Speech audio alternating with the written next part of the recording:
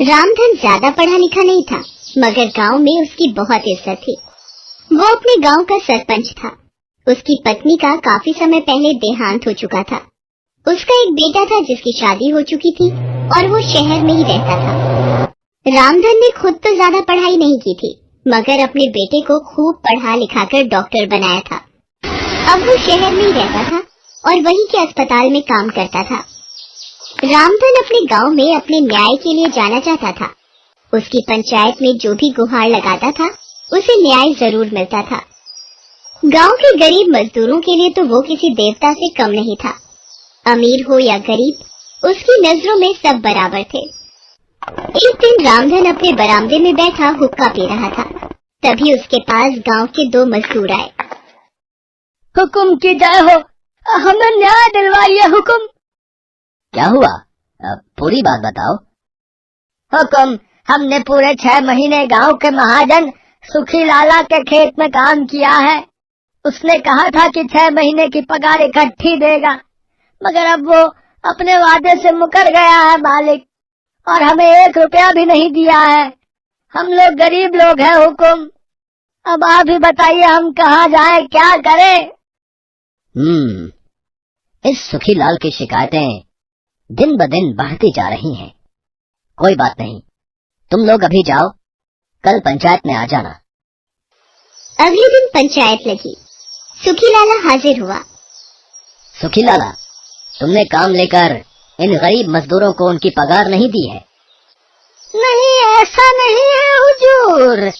जब ये दोनों मेरे पास आए थे तो एकदम सूखे हुए थे, और अब देखिए ये दोनों कितने हट्टे कट्टे लग रहे हैं। इसका मतलब इन लोगों ने मेरा काफी माल उड़ाया है। हाँ। ये कोई बात नहीं हुई, तुमने इन्हें धोखा दिया है, इसलिए अब तुम्हें जितनी इनकी रकम बनती है उसकी 2 गुनी रकम इन्हें देनी पड़ेगी। सुखी लाला के हाथ पांव फूल गए। वो एक नंबर का मक्खी चूस आदमी था। ऐसा मत करे हुकुम, मैं अपने फसल का एक हिस्सा इनकी पगार के रूप में देने को तैयार हूँ, मगर फसल के ऊपर का हिस्सा मेरा होगा और नीचे का इन दोनों का। मंजूर है। सब लोग कानाफूसी करने लगे कि ये रामधन ने क्या किया, मगर रामधन ने भी सोच समझ कर ही ये बात मंजूर की थी। उधर सुखी लाला मन ही मन खुश होकर सोच रहा था, अनाज तो फसल के ऊपर के हिस्से में होता है और नीचे तो सूखे डंठल होते हैं। वाह, मेरे दिमाग का भी जवाब नहीं है। अगले दिन जब सुखी लाला अपने खेत पर पहुंचा तो देखा दोनों मजदूर फसल काटकर बोरों में भर रहे हैं। रामधन भी वहां मौजूद था। अरे ये क्या कर रहे हो? फसल के ऊपर का हिस्सा तो मेरा है। पंचायत में तो यही तय हुआ था ना? हाँ, यही तय हुआ था, इसलिए जो भूसा ऊपर हवा में तैर रहा है वो तुम्हारा है और नीचे का अनाज इन दोनों मजदूरों का है। सुखी लाला चकरा गया। रामधन ने उसे उसके ही जाल में फांस दिया था। वो अपना सा मुंह लेकर वहां से लौट गया।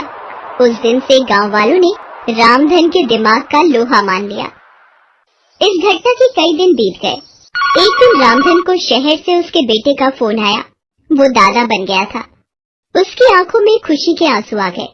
अब वो जल्दी से जल्दी अपने पोते का मुंह देखना चाहता था, इसलिए 2 दिन बाद ही वो शहर जाने को तैयार हो गया। उसे स्टेशन छोड़ने गांव के कई आदमी आए थे। कोई उसके लिए खाना लाया था तो कोई पानी की बोतल। हुकुम, शहर जाकर हमको भूल नहीं जाइएगा। ये मेरे घरवाली ने आपके लिए रोटी भेजी है। रास्ते में बाहर से कुछ मत खाइएगा, ठीक है ना? हट पकले, मैं कोई शहर हमेशा के लिए थोड़ी जा रहा हूँ। मैं तो बस अपने पोते का मुंह देखकर लौट आऊंगा। अपने इस प्यारे गांव को और अपने लोगों को छोड़कर कहाँ जाऊंगा।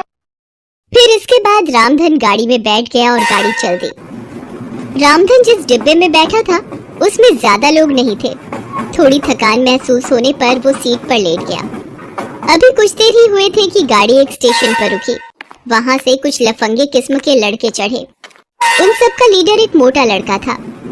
ए बुढ़ऊ, चल उठकर बैठ, देखता नहीं हम लोग खड़े हैं। रामधन उठ बैठा और फिर उस लड़के से बोला, ये क्या तरीका हुआ किसी से बात करने का?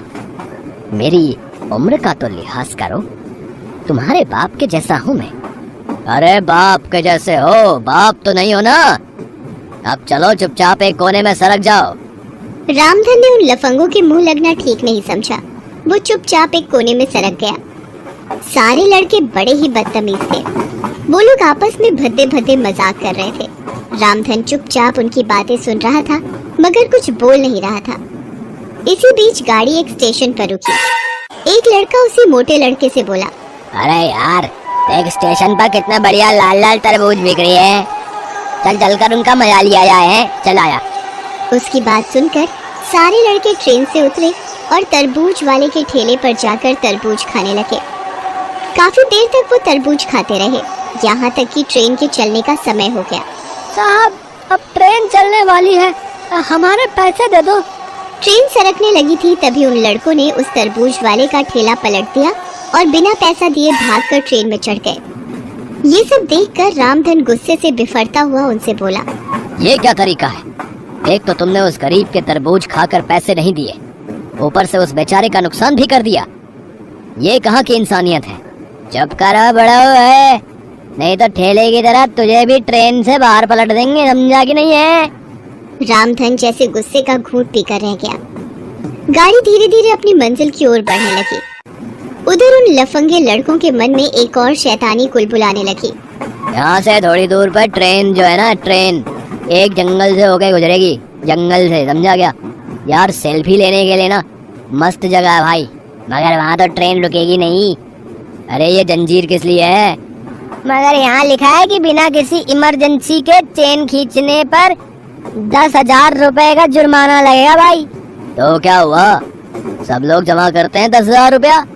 सबने पैसे निकाले और थोड़ी ही देर में उनके पास 10,000 जमा हो गए। उन 10,000 रुपयों को उस मोटे लड़के ने अपनी जेब में डाल लिया। रामधन ये सब देख रहा था।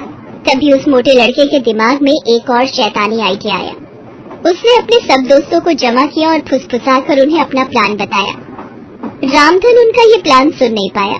ठीक समय आने पर उस मोटे लड़के ने लपककर चेन खींच दी।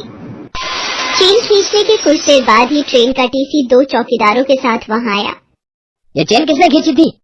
सर, ये चेन इस बुड्ढे ने खींची है। क्यों खींची आप इसी से पूछ लीजिए। रामधन भौचक्का रह गया। उस लड़के ने सारा इल्जाम रामधन पर लगा दिया था, मगर वो भी रामधन था।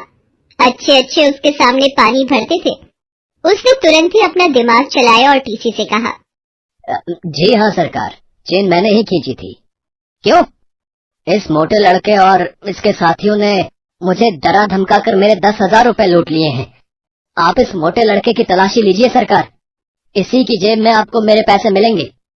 सारे लफंगे सिटपिटा गए। रामधन ने नेहले पर दहला फेंका था। उनके होश ही उड़ गए। हवलदारों ने उस मोटे लड़के की तलाशी ली और उसकी जेब से 10,000 रुपए मिल गए। उसे और उसके सारे साथी रोते चिल्लाते रह गए और उनको पुलिस पकड़ कर ले गई। मोटे लड़के की जेब से मिले रुपए रामधन को दे दिए गए। इस तरह रामधन ने अपनी बुद्धि के बल पर न सिर्फ उन लफंगों को सबक सिखाया, बल्कि 10,000 रुपए भी कमा लिए थे। इसे कहते हैं 100 सुनार की 1 लोहार की।